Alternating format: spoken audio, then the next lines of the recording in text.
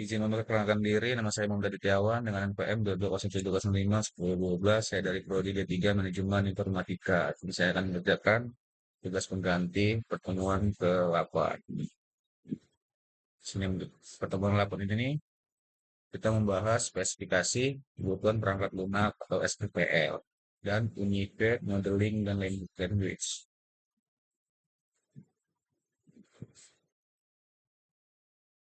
Spesifikasi kebutuhan perangkat lunak atau SKPL itu adalah dokumen yang mengidentifikasi kebutuhan fungsional dan non-fungsional untuk pengembangan perangkat lunak.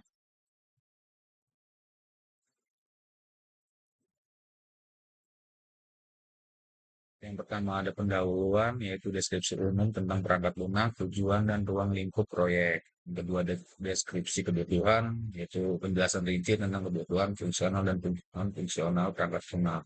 Yang ketiga, itu persyaratan fungsional, adalah daftar lengkap fitur dan fungsi yang diharapkan dari sistem dari perangkat lunak. Yang keempat ada persyaratan non fungsional, persyaratan kinerja keamanan, reliabilitas, dan persyaratan lainnya yang tidak terkait langsung dengan fitur fungsional. Yang kelima ada batasan-batasan, yaitu operasional dan organisasional yang mempengaruhi pengembangan dan penggunaan perangkat lunak. Yang keenam ada antar muka pengguna, yaitu deskripsi antar muka pengguna termasuk tampilan, input, dan output yang diharapkan. Yaitu ketergantungan dengan sistem lainnya atau komponen eksternal yang diperlukan. Delapan ada persyaratan perangkat keras dan perangkat lunak. Spesifikasi perangkat keras dan perangkat lunak yang dibutuhkan untuk menjalankan perangkat lunak. Yang sebenarnya persyaratan keamanan yang harus dipenuhi oleh perangkat lunak. Yang terakhir ada persyaratan pengujian, yaitu persyaratan dan skenario pengujian yang harus dilakukan untuk memverifikasi perangkat lunak. Untuk Unified Modeling Language-nya itu dia ada kelas diagram, definisi, salah satu jenis diagram struktur pada UML yang menggambarkan dengan jelas struktur serta deskripsi kelas, atribut, metode, dan hubungan dari setiap objek. Untuk fungsi kelas diagramnya itu untuk memvisualisasikan, menentukan, dan mendokumentasikan fitur struktur dari pemodelan sistem. Berikut ini merupakan penggunaan dari kelas diagram dalam mengembangkan sistem. Pertama, memvisualisasikan model data sebuah sistem, baik yang sederhana maupun kompleks. Membantu memahami kebutuhan dari sistem dan komponennya. Memperlihatkan bagaimana sistem bekerja, termasuk memperlihatkan hubungan antara komponen sistem.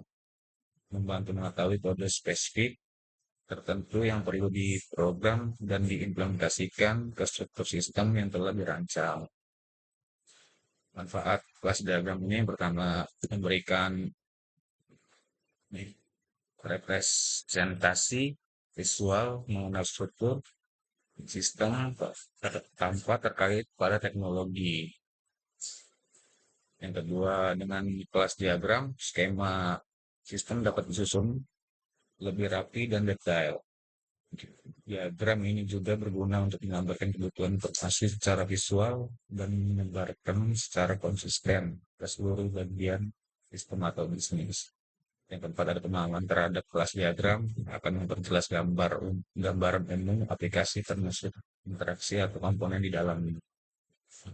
Keunggulan kelas diagram itu sendiri memberikan keunggulan bagi proses pengembangan perangkat lunak dan dalam bisnis. Komponen kelas diagram memiliki 3 komponen penyusun sebagai berikut, yaitu komponen tengah, komponen atas, dan komponen bawah. Komponen atas atau kelas name, komponen ini berisikan nama kelas. Setiap kelas pasti memiliki nama yang berbeda-beda. Komponen tengah atau atribut dari kelas komponen ini digunakan untuk menjelaskan kualitas dari suatu kelas. Komponen bawah atau metode, komponen ini menyertakan operasi yang ditampilkan dalam bentuk Data kelas ini dapat menggambarkan bagian suatu kelas dalam berinteraksi dengan data. Sini ada studi kasusnya, yaitu nama aplikasinya itu Sistem Informasi Penyewaan Alat-alat Pesta.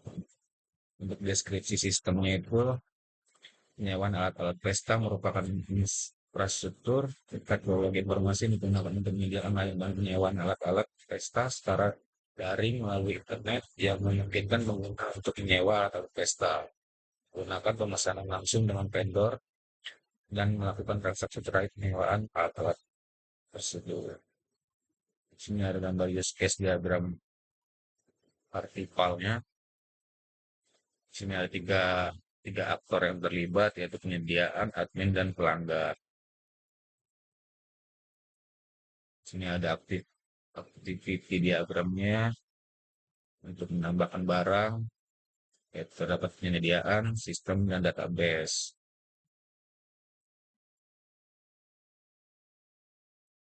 Implementasi kelas diagram yang berkaitan dengan konsep model view controller atau singkat MVC adalah sebagai berikut.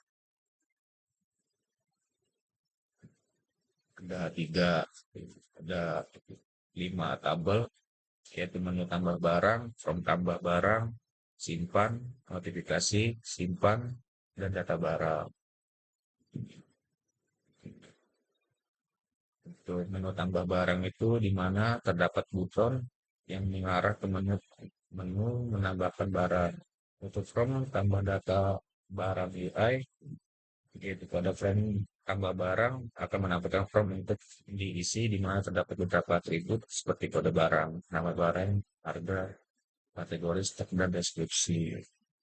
Untuk controller atau simpan, itu jika kita selesai mengisi form, kita diharuskan untuk menyimpannya agar data yang diisi tersimpan dalam database. Untuk boundary atau simpan UI akan menampilkan berupa pesan notifikasi aplikasi data yang sudah diisi. Sini ada entity atau data barang di mana terdapat tabel yang menyimpan beberapa atribut yang berhubungan dan sesuai dengan boundary from tambah data barang. Dari kesimpulannya itu ada 3, yaitu boundary merupakan tampilan, controller merupakan aksi, dan entity yang berhubungan dengan isi dalam database. Baik, mungkin jadi bisa saya sampaikan. Kurang lebih yang maaf. Assalamualaikum warahmatullahi wabarakatuh.